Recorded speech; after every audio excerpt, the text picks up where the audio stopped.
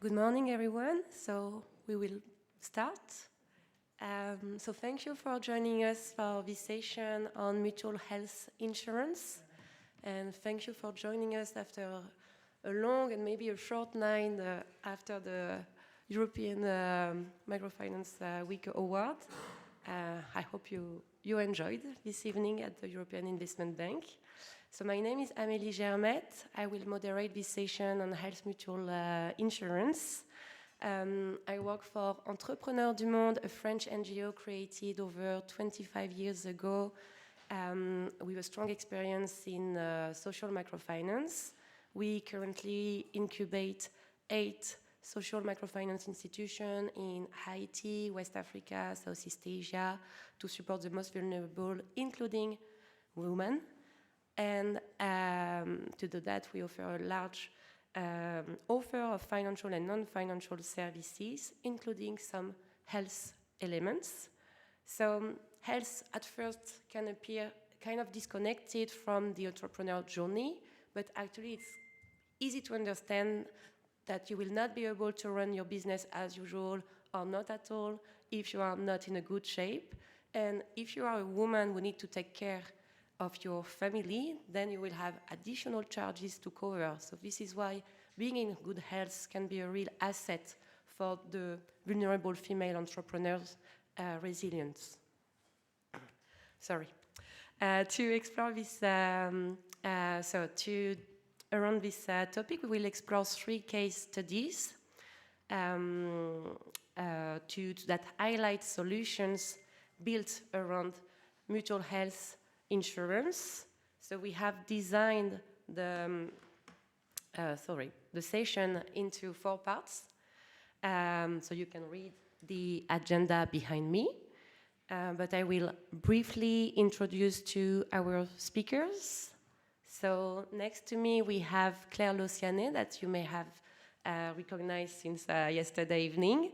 So Claire is the executive director of Yikri, the microfinance institution incubated by EDM in Burkina Faso. And Yikri has actually developed a partnership with a health mutual insurance called Tond Laafi, incubated by Atia. And Atia is represented here by Adrien Cascarino. So Atia is also a French NGO, working also as an incubator for health mutual insurance, and Adrien will explain more about their work in Burkina Faso with Tond Laafi and in Togo with Lamessin Nyo. Remotely, we have Leslie Moreau, the program manager of Lamessin Nyo. So as an operator, she will tell us how it works on the field. And I don't know if we were able. We are trying, okay. So hopefully we will have Annie, who will join us from Australia. Annie works at Opportunity International, and they have developed, they are doing a pilot in India with Uplift Mutuals. So in total, we will have 3 case studies. And I'm jumping into the first part of the presentation. So problems identified and solutions offered. But to make it sure that everyone is well wake up, I propose to you to start with a quiz. So you can read the question with me. According to you, what is the main challenge for women to access to health services in the focus countries, so Burkina Faso, Togo, India?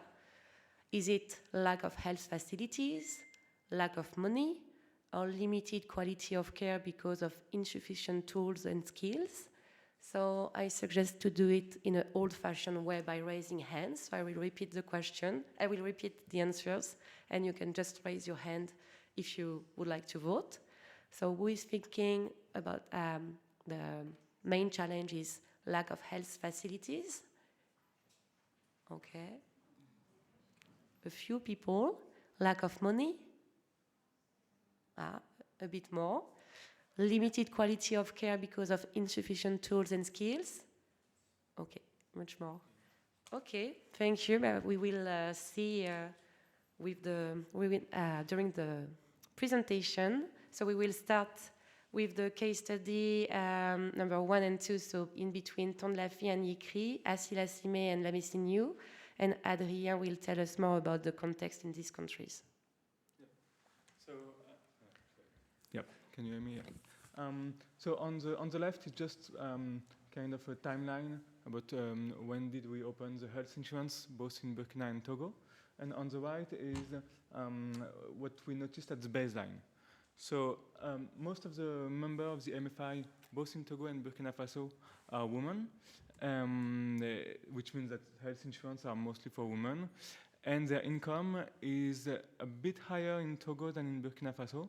So it's around 60 euro per month per household in Burkina Faso, and 100 euro per month per household in Togo. So these are quite poor families compared to what we can have in other MFI. Sorry, I'm just, yep.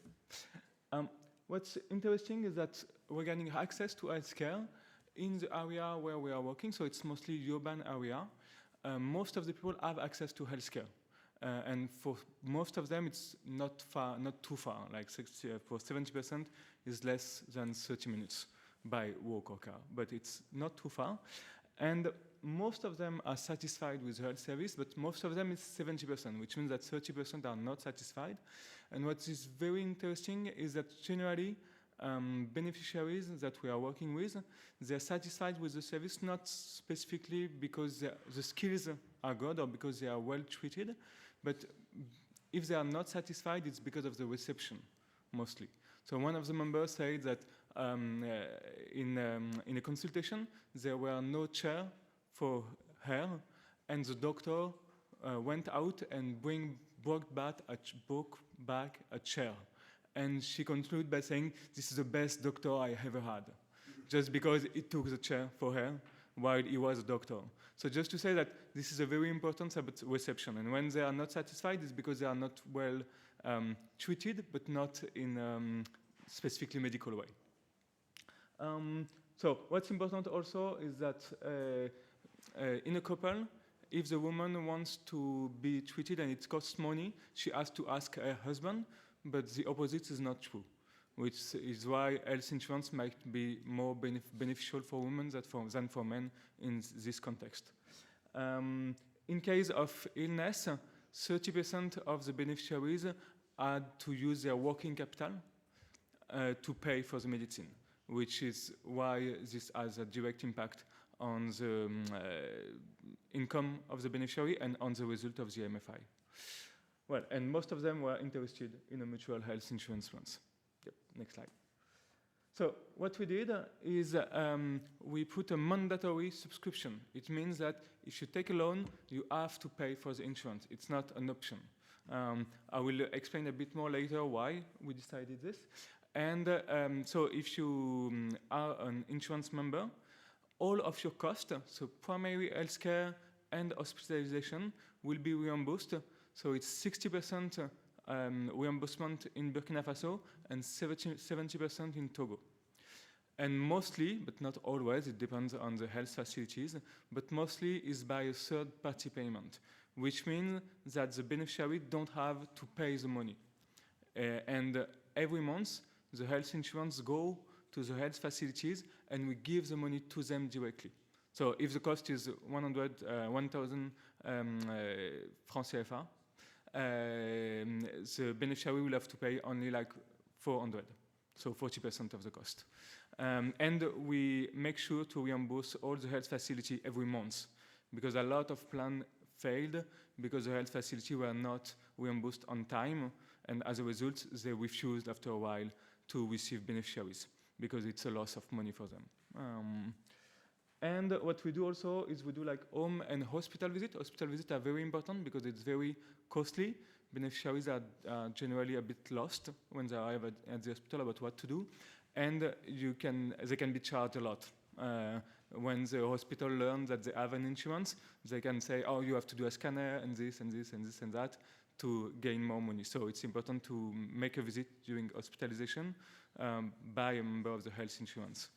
And on average, there is like 3.4 contact per beneficiary per year, sure, by phone or by home visit or hospital visit, which helps us to make sure that they know about the process to get reimbursed and that they're using their health insurance. Because if you don't do that, some of them, when it's mandatory, they actually forget that they have an insurance, so they will just pay the whole cost of money without telling the health facility that they have an insurance. So this is why contact and regular are quite important. And that's it. Thank you, Andrea, for this, all this information about how it's working in between Tond Laafi, with Tond Laafi and Lamessin Nyo. I don't know if we were able to connect with Leslie? With Annie? Leslie is here, but we think Annie will be here soon. Okay. So maybe we can move on and she will catch up just a bit later. So I'm sorry, we will improvise on this part.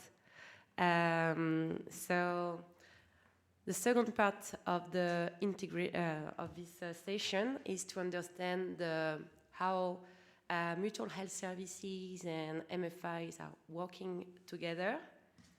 So again, I will introduce this part by a question, a quiz. So what is your primary feeling when discussing about offering health mutual insurance services to MFI beneficiaries? Do you think it is too risky and could undermine the MFI business model?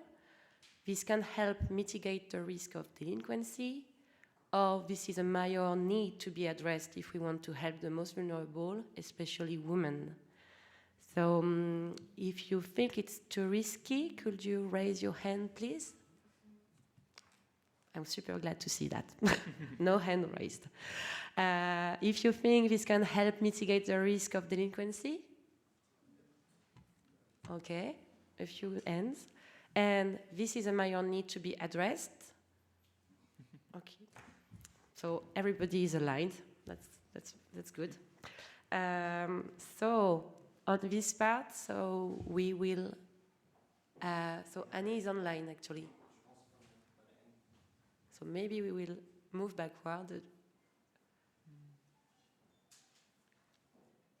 Yeah, so we have one of the participants who is okay. Yep, great. Okay, great. Annie, can you hear us? Yes, can you hear me? Yes, very well. Thank you. So please tell us more about the context in India in between that you have discovered when working with Uplift Mutuals. Sure. Would you like me to share my screen, or can you pull up the slides?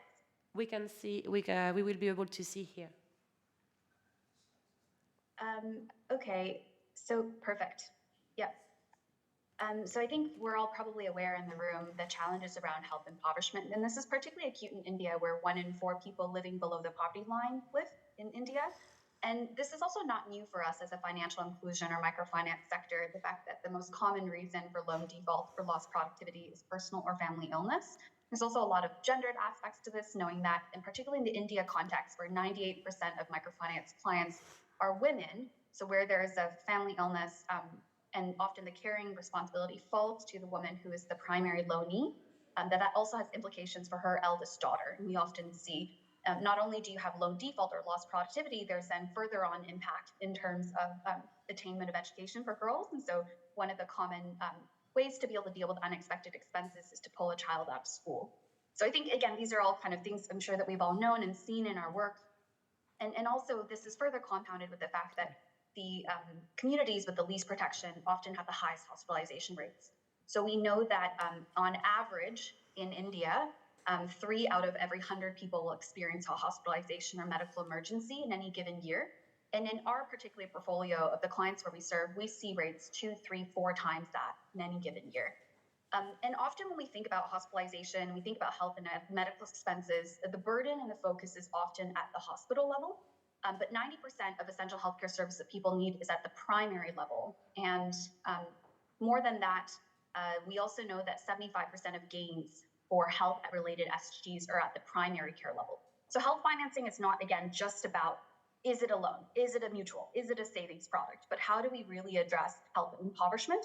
And how do we make sure people have access to the essential care that they need? So just on the next slide, Leslie, when we think about access to care as opportunity, and I know today is specifically focused on health mutuals, but taking a step back, we want to make sure that we're thinking about the patient-centric lens towards access to health. So all the way moving from the left to the right. And we really see health finance in our program, which again is predominantly focused on a health mutuals model. But we want to call it health financing because we don't want to focus just on the tool, but rather what is the problem that we're trying to solve, and bringing it back to emergency loans. Is that we know that just by making things a little bit cheaper or easier to pay for an expense, we're not ultimately addressing the needs of the patient. So just on the next slide, in terms of our health finance program, at Opportunity, we've had different programs and partners working on health finance, but our current pilot that we're particularly excited about to share with this community and kind of engage in sharing and discussions with is a demonstration pilot project in the urban slums of Mumbai, where I currently am. We were just visiting a client site and beneficiaries today. And so the idea is that, again, you have these highly vulnerable, marginalized communities. Less than 1% of them have any form of insurance coverage, which means there's 100% out-of-pocket expenditure. A lot of these working poor or marginally poor communities often also aren't covered by the Ayushman Bharat or the universal health coverage of government health systems, because they're just right above that or just missing some of the main eligibility criteria. Also because in these communities, these are largely migrant populations.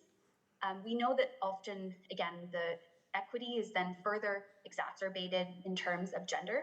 So less than 1 in 2 mothers have access to antenatal care, and particularly maternity financing we find is a really big gap. So a lot of these women in the communities we serve have access to income loans, so interest-bearing microfinance loans, but have little or no access to healthcare financing. So how does Opportunity think about health financing? And again, where is the role of the health mutuals in the kind of context of this discussion? So we do know that the health mutuals product, which is a mix within our overall health financing portfolio, is the most impactful, partially because you have that buy-in, right? The community solidarity and ownership of the policy and the decision-making and disbursement community being really impactful to empower the community to take advantage of, to make the most of that social cohesion and social capital. And so our health mutuals products where we started, where there's an affordable sort of product design without carve-outs in terms of eligibility. So anybody is eligible, the cost is the same per household. And there's a lot of extensive training on the disbursement committees to be able to meet and be able to discuss which claims fall within the policy inclusion criteria. There are sometimes, of course, the hardest thing for these committees is when they have to reject certain claims under the health mutuals policy, but the main focus actually, aside from the mutual, is how to make sure that there's always first and foremost access to that primary care and preventative services. So when Opportunity in this pilot, how we've changed our understanding of health mutuals, rather than selling a health mutual, selling a health financing product, which is very, very hard, trying to convince somebody to pay for something without a tangible benefit, having somebody engage in a savings product when the benefit is, vague and hard to define, we often actually use our primary care and preventative services as a way to be able to enroll people into the mutuals insurance. So outpatient medical vans, as well as pop-up OPD or outpatient care, combined with the 24/7 teleconsultation line to support triage and care navigation. People often don't know where to go when they have health challenges. Do they need to go to a hospital today? If I have chest pains that's severe enough, should I just go to the local chemist shop? And so we're using, how we're changing the definition of health finance is to be able to bring people into a financing product through a prevention intervention rather than a financing mindset. And trying to enroll people as much as possible in the mutuals product and or a health savings product. We found that there's actually often greater buy-in for the health savings product around a fixed commitment. So for our case, it's a maternity wallet. So women often don't have a lot of financial literacy support to be able to save adequately for childbirth. And while childbirth is free in public hospitals in India, there are a lot of auxiliary expenses. So we know that the actual cost of childbirth, given you have to pay for your scans, your antenatal scans, mostly because of a capacity issue and availability issue, being able to pay for odds and ends, consumables, health supplies that are stocked out, and also for healthcare workers as well as a reality, to be able to encourage people either to join the mutual or where there are particularly pregnant women, enrolling them in our health savings account or maternity wallet product. And the newest product that we've also introduced alongside mutual insurance and savings is where we've actually not been able to enroll people early, and there is already a health medical emergency, introducing an emergency medical loan. So we started the pilot with just focusing on health mutuals insurance, but what we realized was there was an overwhelming demand for emergency medical loans, and where we were unable to serve these clients, they were going to payday lenders paying interest rates that we've just heard from the last 2 days of over 200 to 300% per annum. So that's a monthly interest rate of 20 to 30%, which is just outrageous, as you can imagine. So our demonstration project is meant to run over 3 years, and the goal is to bring a health financing model to MFIs that has proven, that has data, and is able to scale. And the goal of this demonstration project is to move towards a BTO, built to operate model. So we can bring MFIs to come see the program as it's operating in Mumbai, in these urban slums, but also be able to build a way to be able to transform this model within the institutions that we work with as opportunity. So I'll show some of the data with some of the primary care health mutuals insurance, as well as touching a little bit on how the other health products link in with our mutuals product in the second, or I think the third section of the presentation, but I'll pause here. Yeah. Thanks, Leslie. Thank you very much, Annie, for this first introduction. Yeah, we will see some data in the third part. So I'm moving to the second part again, and so to understand how things are combining between the health services and the health and the microfinance insurance.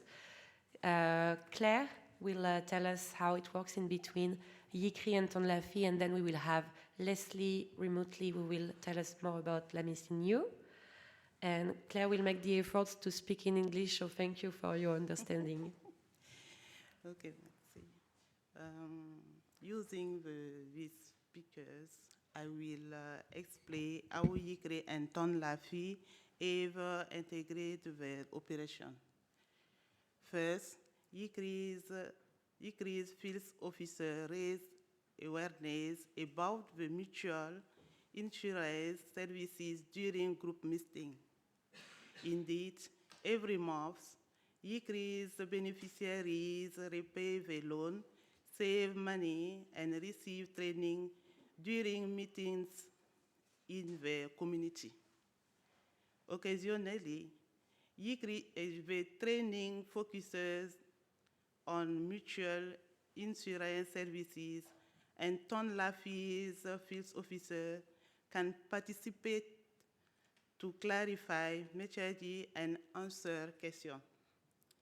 Second, Yikri field officers complete the mutual insurance membership form when filling out the loan application. Membership in the mutual insurance is mandatory for Yikri's borrowers and optional for everyone else. Third, the Tond Laafi field officer is available at each Yikri office. This field officer provides to mutual insurance card to beneficiaries when the loan is disbursed. They can also answer questions, guide the beneficiaries, and communicate with Yikri's teams if needed. Fourth, the mutual insurance contribution is collected either when the loan is disbursed, if the beneficiary has the necessary fund, or during group meetings.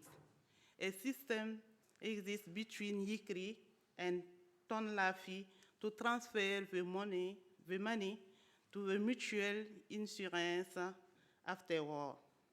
Fifth, Tond Laafi's field officer can lead health awareness session during group meeting.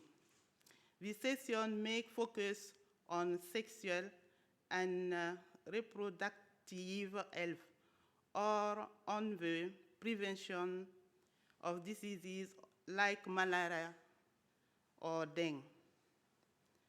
Finally, to monitor the activities and ensure goals are met. A strengthening community meet curling between between Tond Laafi, Atia, Yikri, and EDM. On the ground, we also meet the as needy basis of the situation. Thank you. Thank you, Claire. So Lamessin Nyo and Assilassimé works kind of the same, but there is a specificity about digitalization that Leslie will explain to us. Yes, good morning, everyone. So, yes, actually, as said previously, Lamessin Nyo was integrated into Assilassimé in a very similar way than Yikri and Tond Laafi. Even if we have some differences because we adapted the system to our reality here in Togo. But the specificity of Lamessin Nyo and Assilassimé is the digitalization of data. So I will explain this point here. I think that to understand the relevance of digitalization, you need to understand the mutual membership process. So first you have to know that Assilassimé and Lamessin Nyo use an application called Dogakaba, and all data are registered in this application according to 3 steps. First, the Assilassimé field officer collects beneficiaries' data, has full name and date of birth mainly, and build a credit file. Among other information, they take the type of credit requested and the credit amount. There are these 2 information that we need in Lamessin Nyo. And these data are transferred in Perfect and Assilassimé software. And when the credit file is validated, data are transferred to Dogakaba Lamessin Nyo. So it's the same application, but 2 different platforms, one for Assilassimé and another one for Lamessin Nyo. And data are transferred from Dogakaba Assilassimé to Dogakaba Lamessin Nyo. And also BIMAS. BIMAS is specific software that Lamessin Nyo and Atia use, and this software registers all the data that we have about our beneficiaries and also about episode of illness, contract, claims, and so on. So thanks to this data, our data entry operator are able to edit membership card and contract. So this is the first step, the beneficiaries data and the building of a credit file. Then when beneficiary come disbursing his credit at the office, the Lamessin Nyo office field officer registered the mutual insurance contribution and the signature in the contract into Dogakaba Lamessin Nyo in exchange of membership card and contract. From Dogakaba to BIMAS, so from Dogakaba Lamessin Nyo, sorry, all data are automatically registered in BIMAS, where claims and medical and social services, which Adrien spoke previously about, are also available. So all these data are registered in BIMAS. So when a field officer provides individual support, for example, the visit is directly entered in Dogakaba and transferred to BIMAS. So this is the process. And what I have to say is that some data are common for both associations, so Assilassimé and Lamessin Nyo, as membership form and type and amount of credit. So the advantage of this digitalization are first saving time in terms of entry, both for Assilassimé and Lamessin Nyo. The second advantage is the transparency, because we have access to all of the data concerning the beneficiaries and therefore see if they are in order or not. So it's easier for us to manage the contract, the beneficiaries, the individual support and so on. And the third advantage is the consistency. So it allows a certain consistency between the data collected by Assilassimé, what has been validated by the credit committee, because the information that field officer registered during the credit file are not specifically the same that these one which are validated by the committee.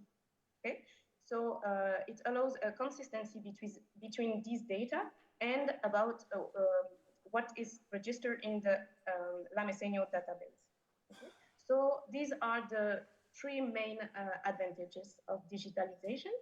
But of course, we also have some difficulties with this digitalization. And the first is the dependence, of course, on IT, because when we have a problem, an informatic problem, we have some consequences on the field, of course. And it takes a lot of time and energy to adapt the process. So it is the first difficulty that we have to manage.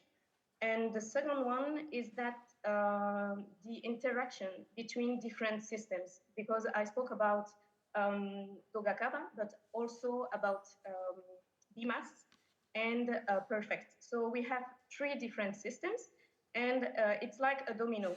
If we have a problem in a first level, we have problems for the other one. So it's not so easy to manage the repercussion on the others on the field. Here is the main information about our digitalization. Thanks. Thank you, Leslie, for this detailed information on how it works in between Assilassimé and Lamessin Nyo on this digitalization process. So we will move back to India again with Annie, if you want to tell us how you see the connection in between microfinance activities and health mutual under your pilot.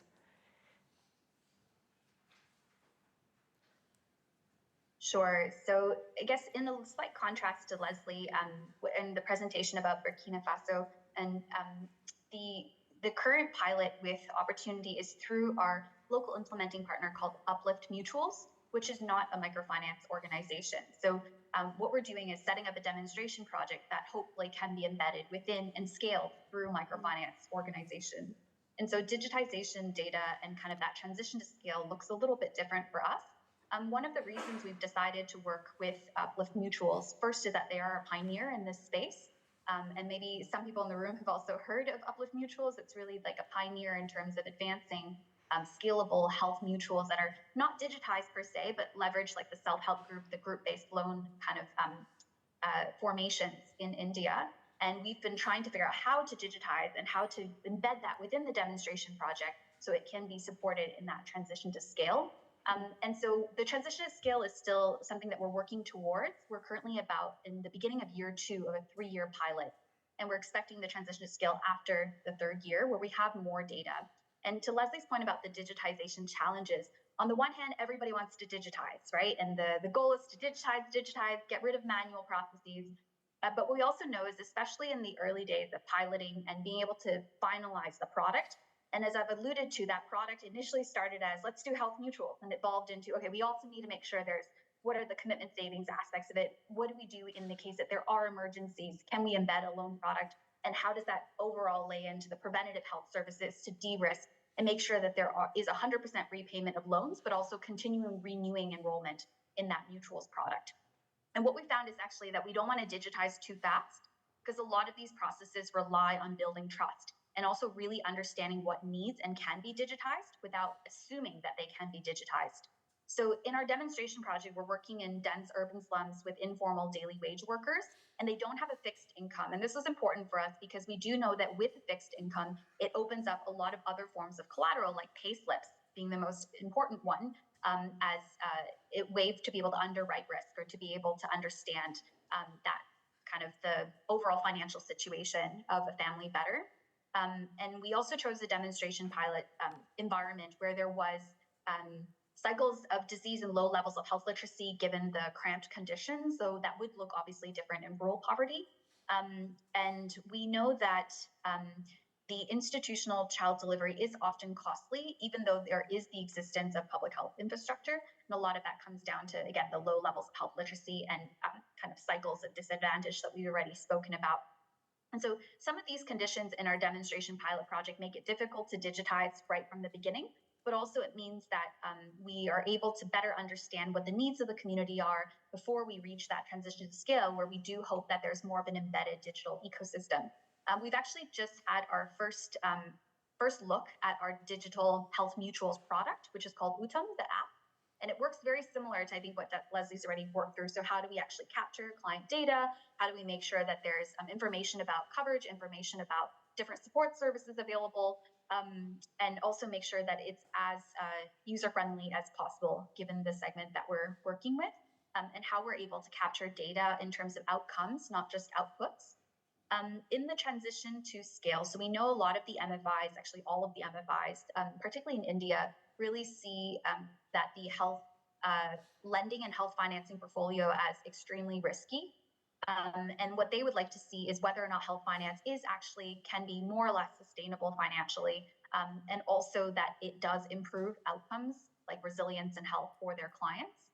There are regulatory barriers for health mutuals, which is unique to India, in that it's not regulated under the same regulatory body as the microfinance institutions, which is an additional level of risk for the MFIs to take on. And we want to make sure the biggest challenge for us is scaling, which requires a lot on digitization as well, the preventative care aspects. So we know that for Uplift and Opportunity, our initial pilot, we have managed to maintain 100% loan repayment, as well as a reasonably high renewal or at least enrollment into health mutuals.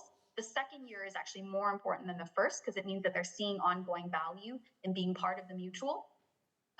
But being able to scale that effectively really relies on whether or not they see that tangible benefit of the preventative services, and being able to scale high quality primary care in really difficult areas to work, particularly more rural areas or less densely populated areas, is one of our main challenges. So what we're trying to embed within the Utam app or the digital interface is where we can increase our ability to tap into health education. So if a woman is pregnant, for example, as she's enrolled in health mutuals, that there's a doctor calling her for her antenatal care visits, that there's actually education and other support embedded throughout her journey and throughout her involvement. So it's not, again, just looking at how do we finance something or how do we run a mutual, but thinking about from this woman's perspective, what are her needs and what does she not have within her community, and what allows us to build that continuous relationship with her, not only for the duration of a loan or a savings product or any type of product, but throughout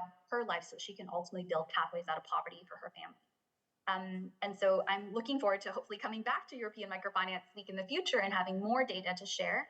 But we are really excited because the first year helped us validate a couple of assumptions. One is the biggest one, which is there's this huge unmet need in terms of health financing. The second is that microfinance organizations are still very well positioned given their existing financial relationship, and also the inevitable link between the resilience of their clients and the resilience of their underlying business. And the third one, which is embedding primary care as a core pillar of being able to manage and also be able to strengthen the resilience of the clients to minimize and reduce the number of health emergencies.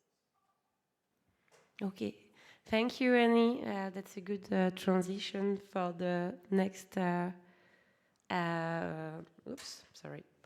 The next part on data tracking and impact.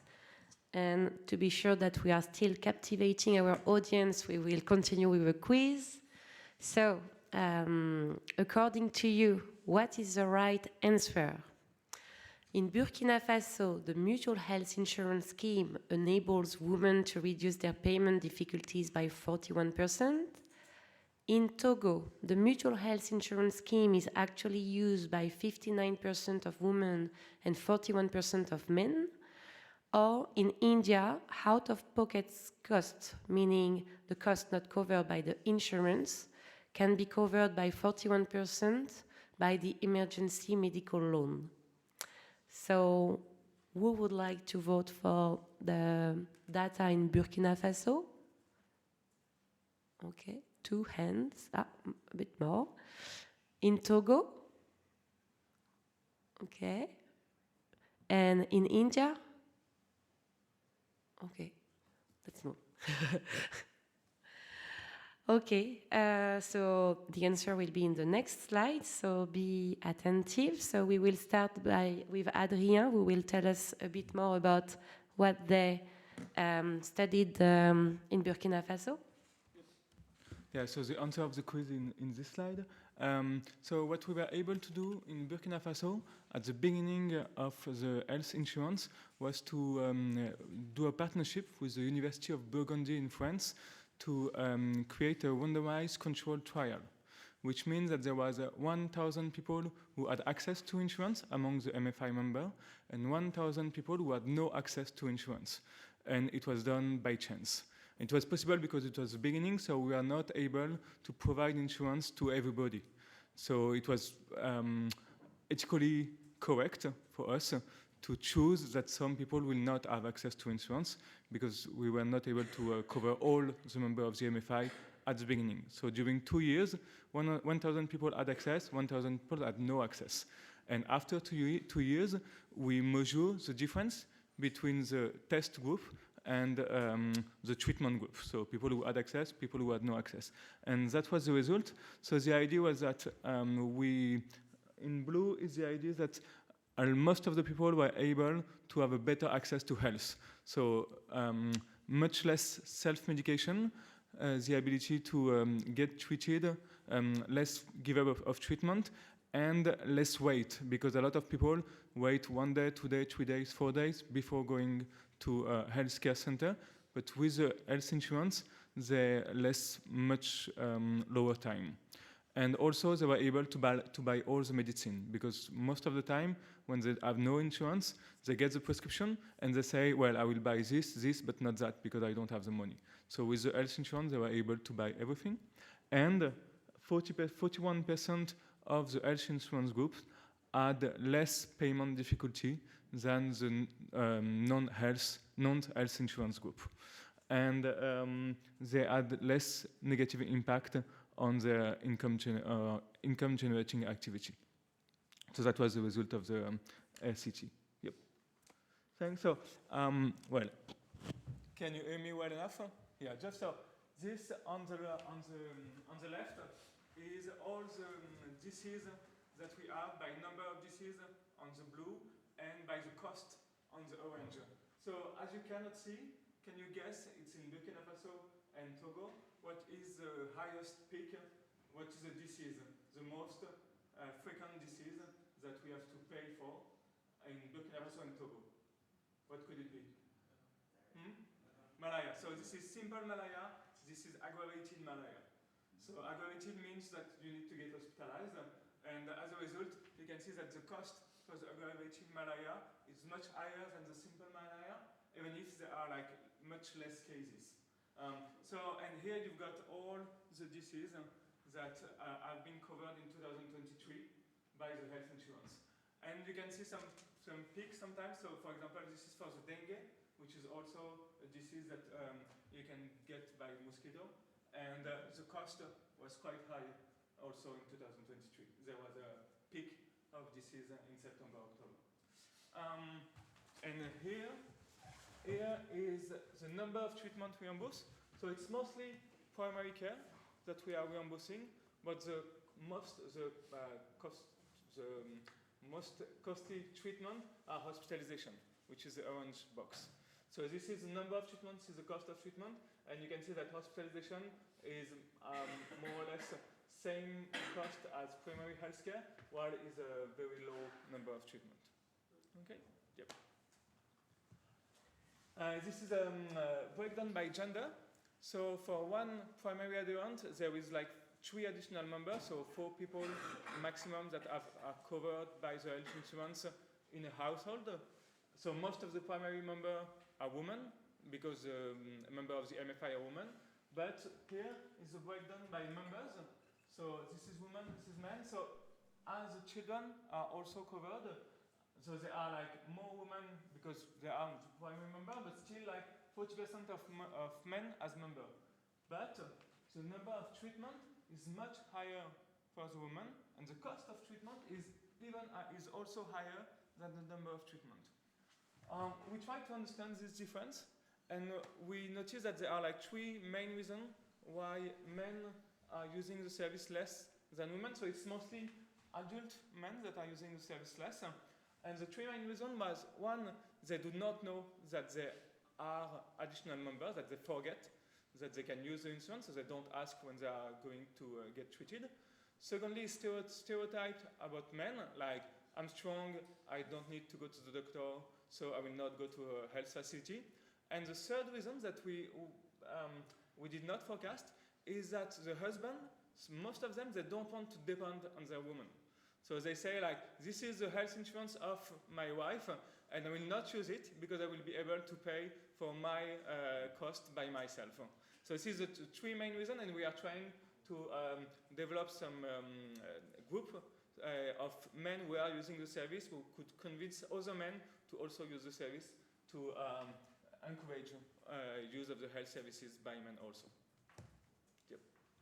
Well, and lastly, this is the average cost per household during the year. So as you can see, like 2020, 2021, it has increased.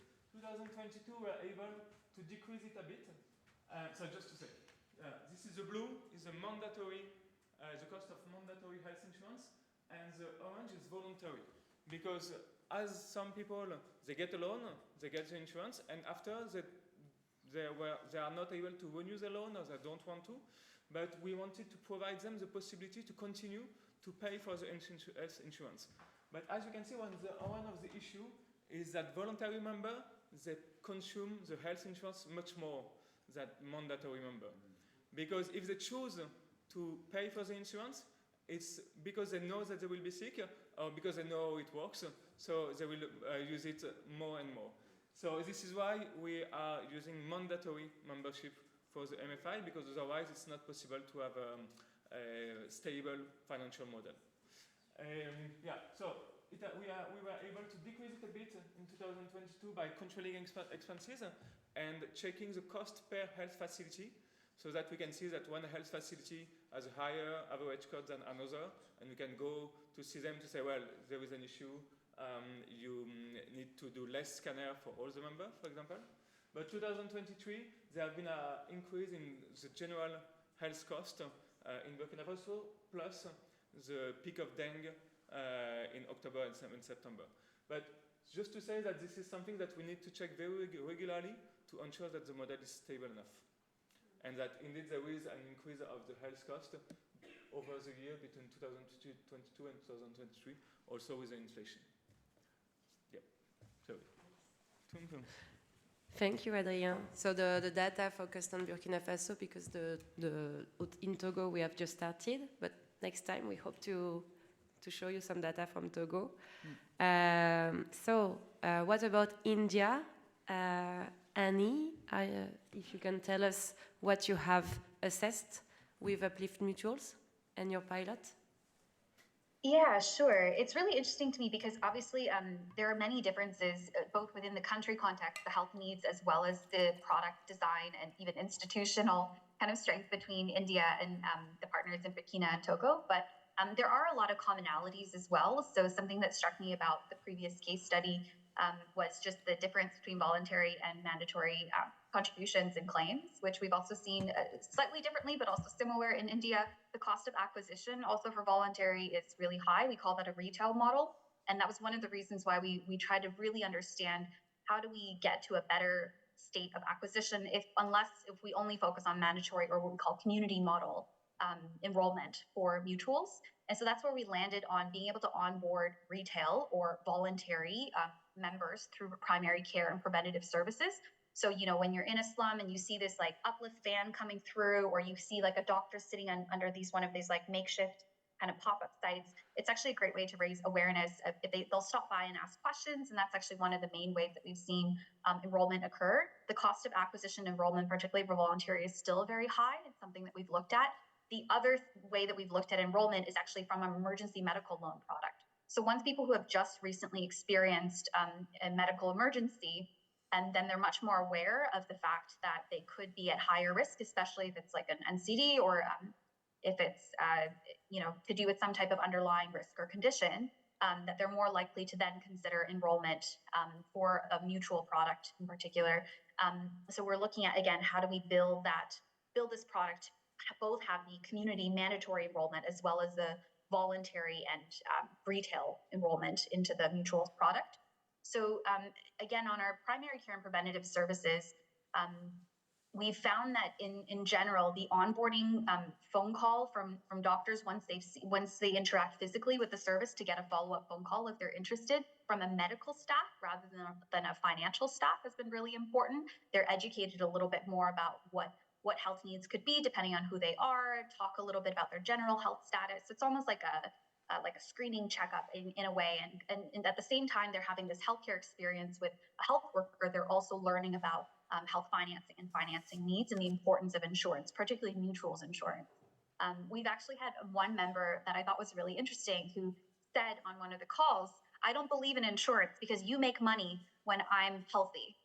So why should I enroll in insurance?" And actually, again, reinforce the difference between a mutual and also how to really explain the benefit of this product that's often really difficult because, again, less than 1% of this community has any form of insurance coverage. So in our health mutuals insurance product, in our first year, we had 810 enrolled. And what we're most proud of is the percentage of people with disability enrolled. People with disability are particularly underrepresented within microfinance client bases, but we also wanted to show that they could actively participate in health mutuals. And the part of the participation is because they were often excluded from other policies and other schemes and other financial instruments. So we wanted to make sure, again, that the policy is owned by all members and that people with disability are also reflected in the disbursement committees, which are elected positions, but also that they're encouraged. And we make sure, again, that we're removing barriers of inclusion for those leadership roles in the community. In our health savings accounts, this is the one that we've had the most difficulty with in a way, though there was the most demand in the beginning, which was that for health savings accounts, when we think about a program sustainability perspective, you, as a financial institution, you earn very little, especially for a commitment savings product. And the reason why we designed it was the idea that if people were saving adequately for an event like childbirth, they could actually access a 2% interest subsidy for a health loan or a maternity loan. And that's often because, you know, you have not only the costs associated with childbirth delivery, as well as lost income, having access to kind of emergency funding in that early kind of month period post-birth. So initially people signed up and we had expected a pretty high conversion from health savings loans to the medical loans. But what we really found was, again, in terms of pathways, if people had a savings product, which included mutual insurance coverage. So as soon as you opened an HSA, you were also enrolled in our mutual product. We would, again, like to see everybody long-term stay in our mutuals community or mutuals product. And we've seen some drop off and some conversion into the loan product without fully converting and kind of finally staying within the mutuals product. So in the second year, what we're trying to understand is how to build stronger demand generation efforts through our savings product. The one that we have not had to have any kind of sales or demand generation for is our emergency medical loans. So in the communities where we work, especially in India, where there's high prevalence of microfinance loans and availability and the mindset of loans as well. We had actually over, it's now more than 3,000, but in our first year it was 3,000 applications, and we were only able to approve 305 of them. So what's unique about our product design, again, is we know that people often have a medical emergency and we want to help them through that and eventually educate them about the importance of mutuals to bring them onto that longer, more sustainable journey in terms of health financing and risk pooling. But at the emergency medical loan product, you see that there's a lot of women. And the number one reason why these applications are rejected is because of over-indebtedness. So particularly in India, where microfinance organizations serve 98% women, women are often the people with the worst credit scores. And we've looked at other unique ways of being able to assess risk. So some people have gold as collateral, most don't. Some people might also have telecom records. That might be an indication of financial capacity.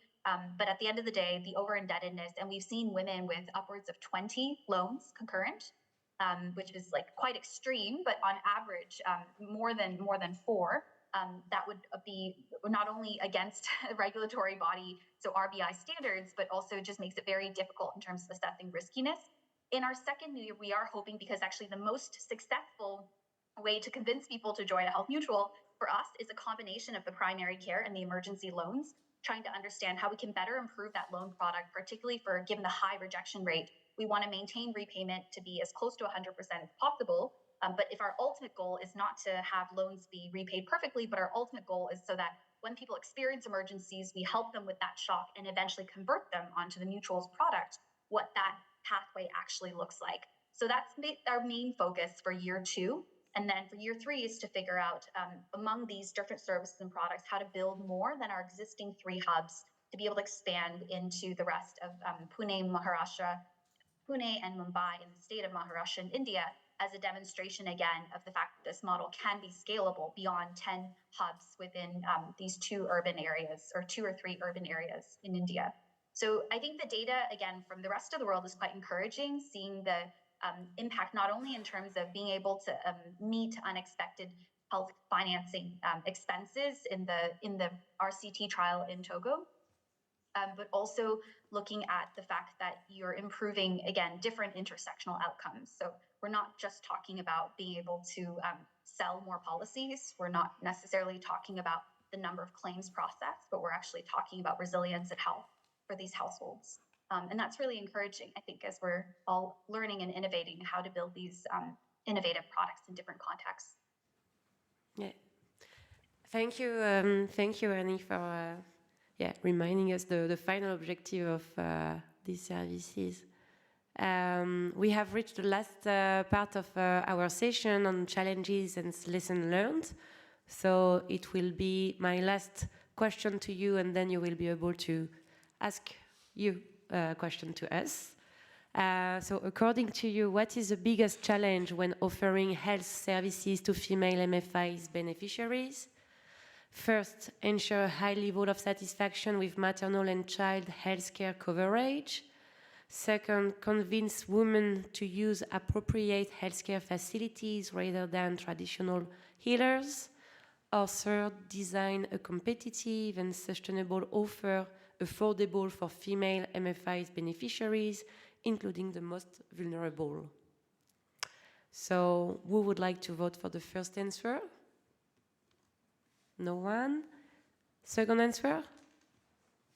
So, everybody is looking at the third answer? Okay.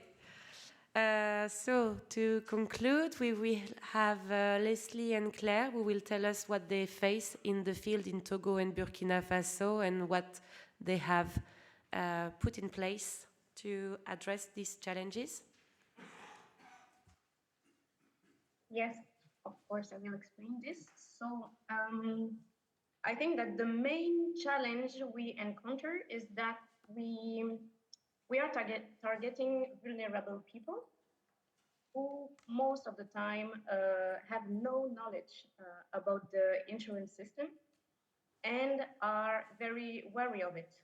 So they think that it's a theft, and they wonder why should I pay, whereas it's difficult for me to feed my children, and I'm not even sick, so why should I pay for this insurance? It's just a theft. So the main challenge is to win their trust, to make them understand the interest the interest to contribute to the mutual insurance, and to make them understand how this mutual insurance works, because they don't know about the process, the tools that we use. So to achieve this objective, we are raising awareness within community group, as Claire said previously. And here in Togo, it's the financial argument which has the most weight. So what we need to explain to our beneficiaries is how they can earn money by being covered by the mutual insurance, but also how they can take a bigger credit if they save money.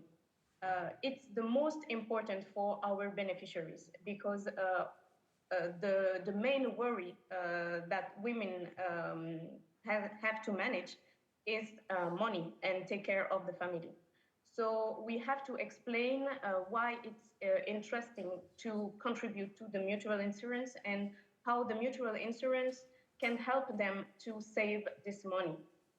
And of course, it's also an advantage for the MFI, because if the woman take a bigger credit, it's interested for them. Sorry. So, but the main argument is the financial argument, but we can also speak about the solidarity system. But I think that the solidarity system, so to explain that even if you are not sick, your neighbor is able to use this money to save his children. But I think that this argument is not really, how can I say, it's not really important here in the capital, but maybe more in village. So here in Lomé, we know that it's not a good argument to convince our beneficiaries, unfortunately.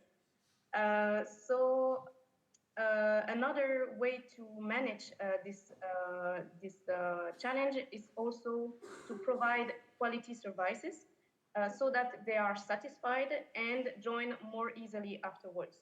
So as Amélie said previously, we are quite young, because we start our activity since 1 year, but now we can have some testimonies from beneficiaries who try our mutual insurance, and they speak about this mutual insurance into community groups, and beneficiaries convince much more other beneficiaries than us. So it's really important to be able to speak together about the mutual insurance, and to understand how it can help my neighbor. So if mutual insurance helps my neighbor, it can help me. Okay, so it's the first challenge, and the second one is about the fraud, because another challenge for mutual insurance is to limit the number of frauds, particularly with regard to medical prescription. Because the reality here in Togo, and maybe in Burkina Faso, I think, Claire, you can say if I'm wrong, is that it's a really money is needed to is to be able to keep going for the center. So prescribers tend to ask about some examination or some analysis which are not very necessary for the patient. So this is why it's essential for us to have a medical advisor who check all the prescription and ensure that there is no fraud. This is a first point, but also prescribers tend to prescribe some specialty medication in place of generics, or generics are very important for our beneficiaries, because they have the same effect and are much less costly. So This is why we have a medical advisor here in Togo. And what we do also is to meet these prescribers during some committee that we organize twice a week, not twice a week, twice a year, to speak about these situations and some issue that we encounter here in mutual insurance. And from some case studies, we speak together and we try to find a solution, and it's quite efficiency. So we continue like this, and I think that it's the best solution to manage these frauds. Here it is for me. Okay. This first challenge saw how closely the future of the MFI Yikri and Assilassimé are tied to the health mutual. Tond Laafi and Lamessin Nyo and vice versa. If Yikri's beneficiaries want to take the loan, they must follow certain rules, such as depositing a minimum of 1,000 CFA per month into their saving account, attending monthly meetings to receive training and join the health mutual. This forces us to provide top quality services to our beneficiaries in all these services to ensure they remain interested. To address this risk, we decided to improve the synergy in our complete management system between Yikri and Tond Laafi through the complete record and the clear procedure that identify the complete channel and the role and responsibility of each party. We also decided to coordinate our satisfaction service to identify potential rooms for improvement and ensure we provide a high-quality service to our beneficiaries. Thank you, Leslie and Claire, to show us how you adjusted the approach based on the challenges identified. And we will have finally Annie, who will explain us which challenges they identified in India. Sure, I'm happy to do that. And actually, because I actually saw the first slide when I was putting mine together, I was like, oh no, they took all the good points, which is completely true, right? So the issues around fraud we also face, and actually we've tried to arrange some of our like looking at particularly the loan documentation as well as the insurance claims, but having medical staff involved in reviewing some of those claims to address the issues and challenges of fraud. And it's taken us a long time to reiterate that SOP. And that credit really goes to our implementing partner, Uplift Mutuals, as I mentioned, being a pioneer in this space. And the first issue also is the lack of awareness and financial literacy around insurance. And that goes to some of the points I made earlier about the challenges that we had with demand generation and us thinking through how do we convince them that solidarity or, the importance of risk pooling, how do we get that message through? Is it through door-to-door? That didn't work for us. Is it through kind of preventative health services? Sort of sometimes. Is it through emergency loans? Kind of, but how do we make sure there's that sustained engagement? So I decided to focus on kind of three kind of other lessons in addition to the ones we've already discussed. So one is that we always have this idea that if the communities trust you with their money, they'll trust you with their health. And in some ways, the reverse is true too. If they trust you with their health, they're speaking to a doctor and the doctor says, this is why it's important to have health savings or participate in health insurance. They'll also trust that advice too. And so because ultimately we're all dealing with these communities that have low trust in informal institutions, so looking at where we can build and leverage existing social capital is particularly important. The second is that human-centered design. So rather than being very fixated and attached to a particular product, but really thinking about the needs of the client means that the product continues to iterate. So one thing when we introduced the savings product, initially it was a health savings product, then eventually it was a maternity savings product, and now we're looking at NCD savings products, NCD wallets being the next kind of large challenge that we're looking at from a commitment savings design, and how to make sure, again, that we have the preventative services. So it's not just a wallet, but that we also think about what checkpoints and what primary care access looks like. But even then, we're looking at beyond the single standalone financial product, what is the pathway? What is the journey of the client? So ideally, we want them in a stable mutuals product supported by government health access. But how do we get there? And what are the interim steps when people have health emergencies or have other types of financing needs? Especially when we think about things like pandemics, as well as climate change, which is particularly relevant for all of us, and especially in South Asia. And so with the principles of solidarity and mutual contribution being at the center, how do we continue to evolve the product so that it meets the needs of the community?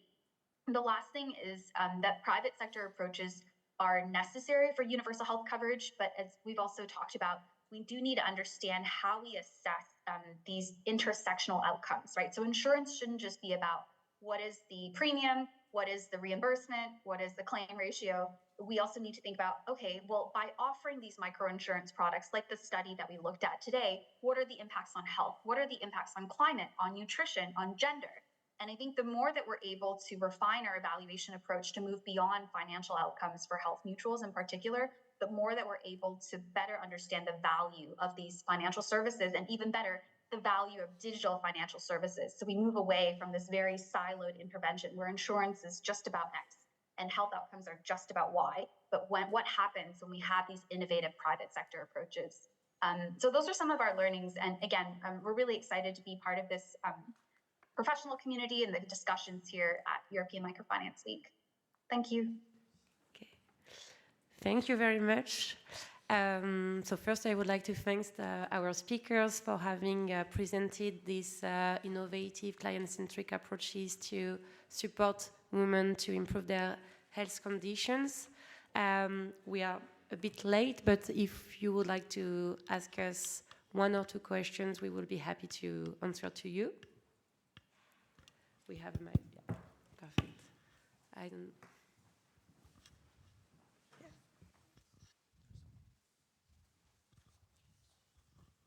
Good morning, I'm Rohidas from Bangladesh. I would like to ask Clary, how much you are charging per family as insurance premium? And how you are paying to doctor? Is this a contract basis or they are regular doctors for providing this service? Thank you. So just to rephrase, how much is the premium? And how many contacts with the doctors?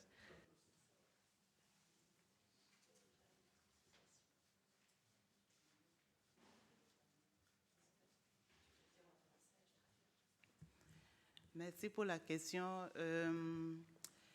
Les cotisations, c'est par cycle de crédit. C'est-à-dire que nous avons commencé en organisant pour que ça soit, tout le monde cotise la même chose.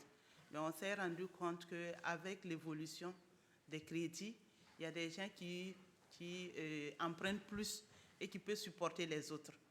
Notre système, c'est de faire une solidarité entre les membres pour ceux qui empruntent un montant supérieur puissent participer aussi au bien-être des autres. Donc, pour un premier crédit, nous avons même mis 0 francs pour les coups de pouce. Ceux qui commencent les activités, c'est des coups de pouce, donc on a mis 0 francs. Maintenant, quand tu exerces une activité, là où tu peux dégager un revenu, une épargne, on commence à te dire de cotiser 500. Donc, ceux qui sont supérieurs à 1 million, 2 millions, eux, ils cotisent plus que ceux qui sont à un petit montant. Donc, vraiment, c'est par panier.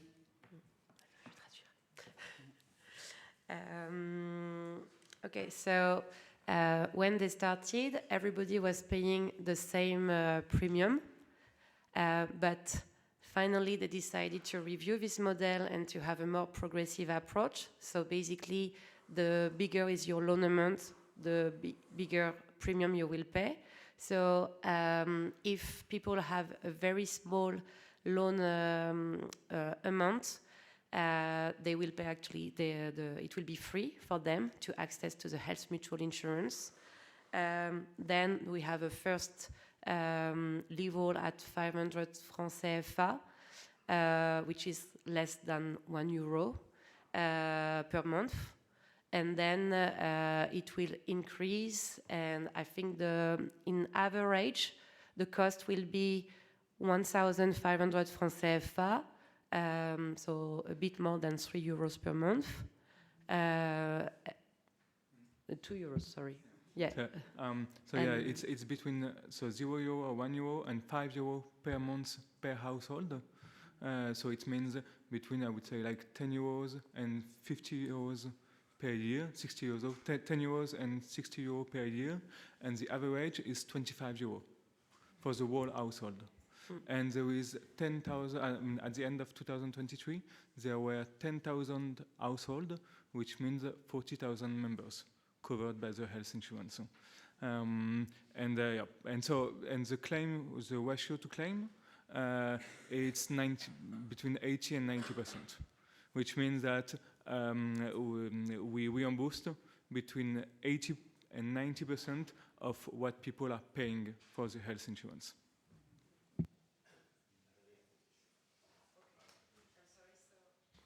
We will have to leave the room, but thank you very much for your attendance. And if you have additional questions, you can still ask during the break. Thank you.